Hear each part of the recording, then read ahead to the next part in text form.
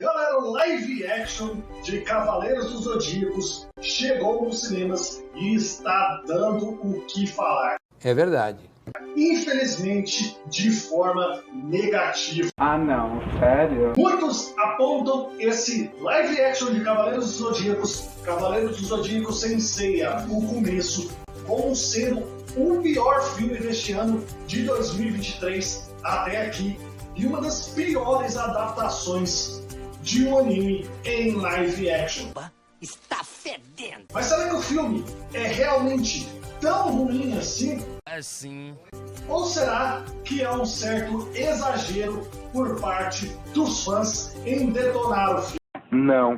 Nesse vídeo, eu vou trazer o meu veredito aqui do filme dos Cavaleiros dos Zodíacos. Vou tentar dar menos spoiler possível que eu conseguir sobre o filme, mas vai ter uma parte em que eu vou dar alguns spoilers, vai ser inevitável fazer isso, para explicar para vocês certos tópicos sobre o filme. Mas antes da gente entrar nessa análise de Cavaleiros dos Zodíacos sem Seiya, o começo, eu quero pedir para vocês arrebentar o like, se inscreverem no canal com o botãozinho do sininho, porque isso é muito importante. Se você é um sagrado Cavaleiro de Atena, basta elevar o seu cosmo e também elevar aí o botãozinho do sininho com vários likes nesse botãozinho de joinha, para que o YouTube entenda que você está gostando aqui do canal e recomende mais vídeos aqui do canal para você e também para toda a comunidade do YouTube. Então, elevou o cosmo, pegou aí o sétimo sentido, arrebentou o like. Então, sem mais delongas, bora para o vídeo. Bora! Produção! De ouro! De Pegasus!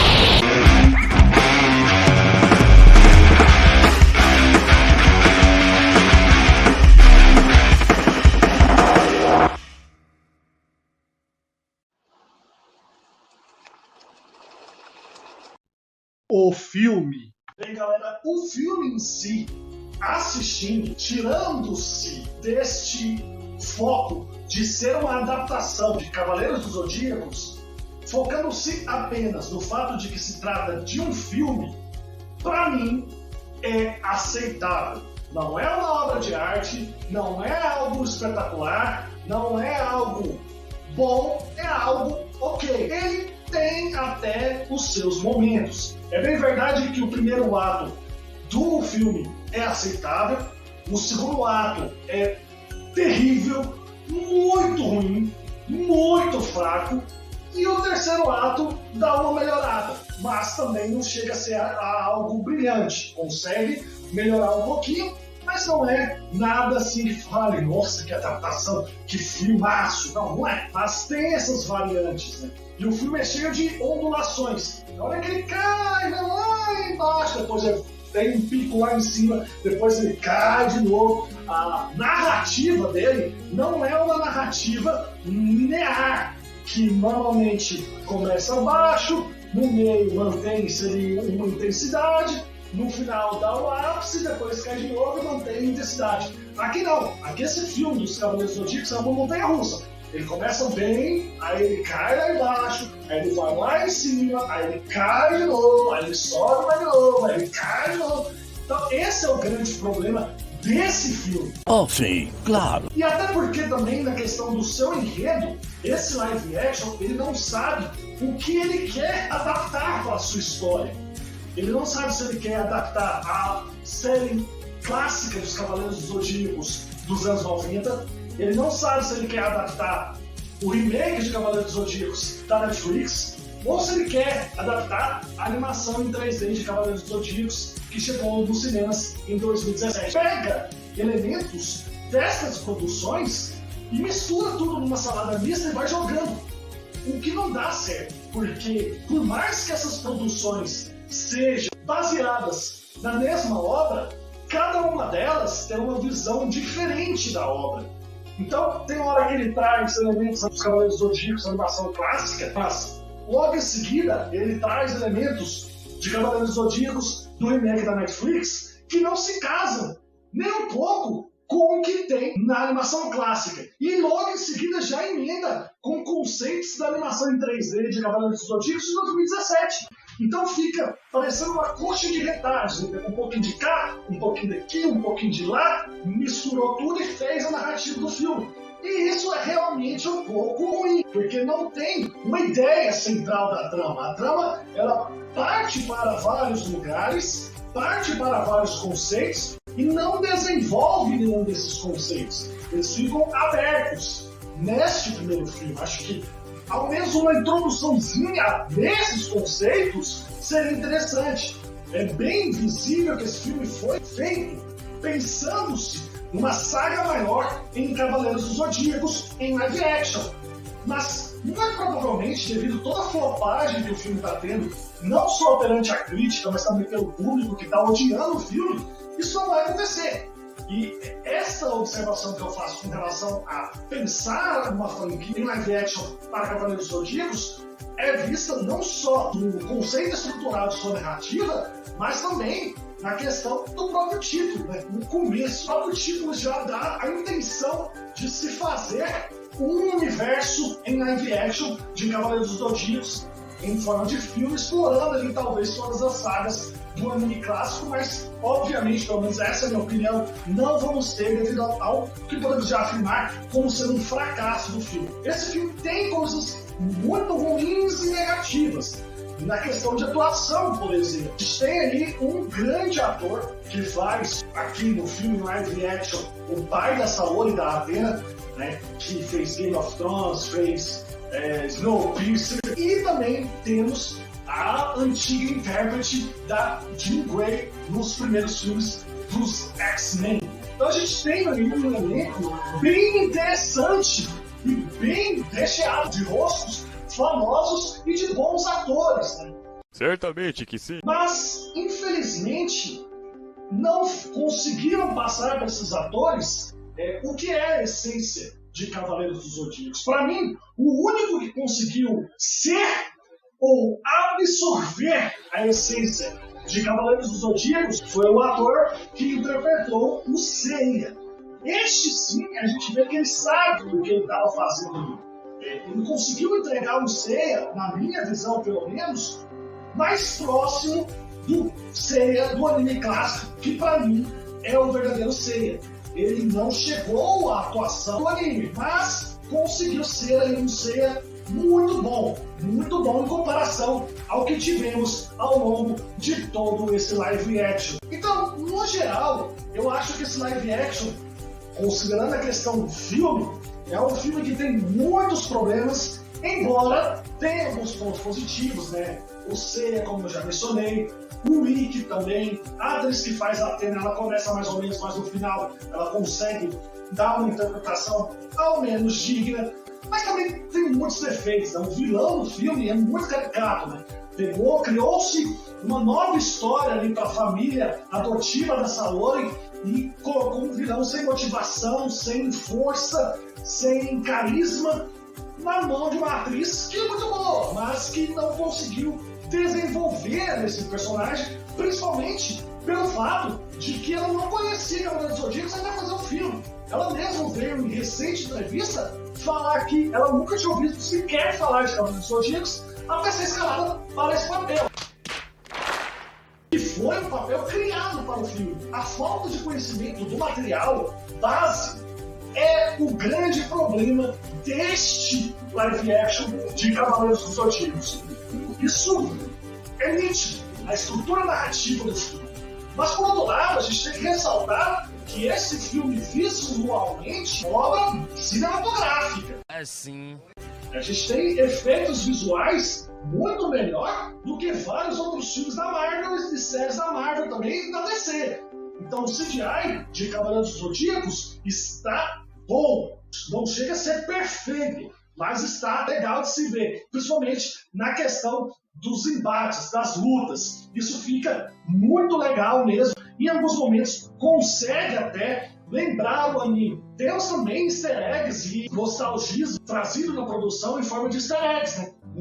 O Seiya usando sua armadura de treinamento que ele usa lá no santuário, o seu treinamento com a Marin, a própria armadura aparecendo lá na caixa que carrega as armaduras e vários outros elementos também, como por exemplo a trilha sonora de Saint Seiya, que embora tenha sido alterada, tenha sido tocada em sua íntegra, tem ali a melodia de Saint Seiya, tem a melodia de Cavaleiros dos Zodíacos. Então tem esses easter eggs que são colocados pontualmente no filme e que dão ali uma melhorada. Nada que faça ele ser extraordinário. A adaptação do anime, isso é tudo, absolutamente tudo e qualquer coisa, menos CDZ, menos Cavaleiros dos Zodíacos. Não tem os outros Cavaleiros, o filme é focado no Seiya principalmente. O Ikki até aparece, mas aparece meia boca, não desenvolve o Ikki, ele é vilão e pronto, acabou. Por que ele é vilão? Não tem desenvolvimento. Né? Até mesmo a grande vilã do filme é pífia. Não tem desenvolvimento. Apesar de ter uma história ali que justifique o fato dela ser a vilã, mas é uma motivação pífia. Como eu já mencionei, o que salva nesse filme é o Seiya, a caracterização da Marin e até mesmo algumas lutas que também são bem legais. A parte do treinamento do Seiya com a Marin é bem legal. Bem fiel nessa parte ao anime clássico e ao mangá. Mas a gente tem que falar de algumas mudanças que foram totalmente desnecessárias. Por exemplo, a Seika, a irmã do Seiya, nesse filme, ao contrário do que é no anime clássico, nos deixa entender que ela provavelmente sabia da existência de Athena e provavelmente sabia da existência dos Cavaleiros dos Zodíacos, porque desde pequena ela já carregava a armadura de Pegasus. Então ela sabia que o Seiya ia ser o Cavaleiro de Pegasus, ela já sabia que o Seiya era predestinado para ser a reencarnação do Sagrado Cavaleiro de Athena? Não sei. Isso não é explicado no filme. Ela carrega lá a armadura, que para mim foi um outro erro, que eles adaptaram o estilo da armadura lá do anime 3D de Cavaleiros Zodíacos de 2017, né, que é em forma de colarzinho, e não a armadura clássica do anime, né, que eles carregavam, que para mim essa é a mais doida, mas aquele mochilão, aquela baú de armadura carregando ali, aquilo ali é nostalgia pura, né? Então tinha que ter aquilo na minha visão. Eles preferiram usar algo mais moderno, que é a correntinha e a armadura está ali. Eu não gostei lá em 2017, também não gostei aqui. A Seika, ela conhece tudo. Ela conhece absolutamente tudo. Pelo menos essa é a impressão que eu tive desse universo de Cavaleiros. Ao contrário do Seiya. E no anime não é assim. O Seiya e os demais Cavaleiros, né, de bronze e de prata são separados. O Seiya vai treinar lá no santuário e por isso ele se afasta da Seika. E aqui não, aqui ela é sequestrada pela vilã porque acha que ela tem o cos do Cavaleiro de Pegasus e quer impedir a Athena porque a Athena vai destruir a Terra. Então mudou completamente este início do Seiya e sua história. Why, God, why? Precisava fazer isso? Não precisava. Mas o que mais me incomodou, isso me deu uma agonia tremenda. Eu quis levantar e ir embora no meio do cinema. O que fizeram com o coitado do Cassius? Why, God, why? Cassius, pra mim, dos personagens coadjuvantes de CDZ mais legais. E está muito ligado ao desenvolvimento da história e da personalidade do próprio Seiya. Porque, para quem não sabe, no anime clássico, o Cassius e o Seiya são rivais. Eles lutam disputando a armadura de Pegasus. Quem vencesse a luta se tornaria o Cavaleiro de Pegasus. E o Seiya vai, no meio da luta, consegue superar o Cassius arrancando um pedaço da sua orelha, né, ao mesmo estilo do que ele faz na Batalha das 12 Casas contra o Aldebaran de Touro, só que lá ele corta o chifre da armadura do Aldebaran. E o Cassius é muito importante não só por essa questão de ter disputado a armadura de Pegasus com o Seiya, mas também pelo fato de que mais na frente da Batalha das 12 Casas ele se sacrifica para que o Seiya não morra. Na batalha com o Aioro de Leão, como o Aioro está sendo controlado mentalmente pelos Sagas de Gênios, e ele vai na casa de Leão e vai matar o Seiya porque ele só vai conseguir sair dessa hipnose do Saga se ele matar seu adversário. E o Seiya passando ali por mal bocados, né? O Aiora descendo o sarrafo e o Seiya não conseguindo nem ver os golpes do Aiora. Chega ali o Cassius, luta com o Aiora, acaba morrendo e o Aiora acaba saindo dessa hipnose que foi imposta por ele pelo Saga de Gênio. Isso é muito importante por dois fatos dentro do anime clássico de Cavaleiros do Zodíaco. O primeiro fato é que o Cassius ele foi lá pelo amor que ele tem pela Shiva, que é apaixonada no Seiya. Então, por amar alguém, ele se sacrifica para proteger o amor dessa pessoa, para que essa pessoa não sofra caso ele morra, que é o Seiya. E eles eram rivais. Vale lembrar que o Cassius no anime perde a armadura de Pegasus por Seiya. E ele mesmo se sacrifica para o Seiya viver. Isso molda o Cavaleiro de Pegasus. Esse sacrifício do Cássio molda o caráter do Seiya. Tanto que é pelo sacrifício do Cássio que o Seiya no anime consegue levar o seu cosmo, atingir momentaneamente o sétimo sentido e desferir golpe no Aiora. Isso era muito importante para ser adaptado. Não precisava adaptar para esse live action a morte do Cassius. Mas, ao menos, a batalha dos dois brigando ali para se tornar o Cavaleiro de Pegasus era essencial se adaptar. E nem isso eles fizeram. Eles transformaram Cássio num lutador clandestino que organiza briga clandestina que é controlada pela vilã da história. Pra quê? Aí depois o Cássio vai e o corpo dele é substituído por uma armadura robótica que dá poderes de cavaleiro. Não tem lógica. Isso é tudo, qualquer coisa, menos cavaleiros. Pra quê? A impressão que dá é que é impossível para o Ocidente adaptar uma obra de mangá, uma obra de anime oriental. Eles não dão conta. Parece que essa diferença de conceitos do Oriente para o Ocidente, quando vai ser transportado para o cinema, é muito chocante. Eles querem mudar tudo e fica uma cagada, porque eles não seguem a história original. Aí você vai pensar, Norina, mas eles querem enquadrar e desenvolver isso para uma nova geração. Meu amigo, olha Mario, olha o que o Mario fez. Atingiu 1 milhão de bilheteria recentemente, essa semana, se não me engano. E o que o Mario é? É nostálgico, atinge o pessoal dos anos 80, dos anos 90, atinge a nova geração, atinge. Olha o Sonic, mesma coisa. Olha o especial de Power Rangers da Netflix, a mesma coisa. Por quê? Porque eles são fiéis ao material. Eles não querem mudar o que tem. Eles querem melhorar, mas não mudar. E esse Cavaleiros Zodíacos que chegou no cinema, assim como o de 2017 e assim como o remake da Netflix, eles querem mudar. O que aconteceu com Cassius aqui foi o mesmo que a Netflix fez com o Shun. Para vocês terem uma noção, é a mesma coisa que lá em Dragon Ball, o Piccolo na batalha contra o Nappa e contra o Vegeta, quando eles chegam na Terra, ele não precisa se sacrificar para proteger o Gohan. Ele nem tá na luta. E quem morrer ali para salvar o Gohan, seja o Yantia, o Tenshinhan, o Caos, ou até mesmo o Kuririn. Muda toda a essência do personagem. Aquele momento lá em Dragon Ball em que o Piccolo salva a vida do Gohan, praticamente suicidando, para não deixar que o Gohan morra, cria-se ali uma relação de pai e filho entre Gohan e Piccolo, que se isso não tivesse acontecido, nunca teria. Nunca teria. A relação de pai e filho de Gohan e Piccolo surgiu ali, com o sacrifício do Piccolo para que o Gohan não morresse.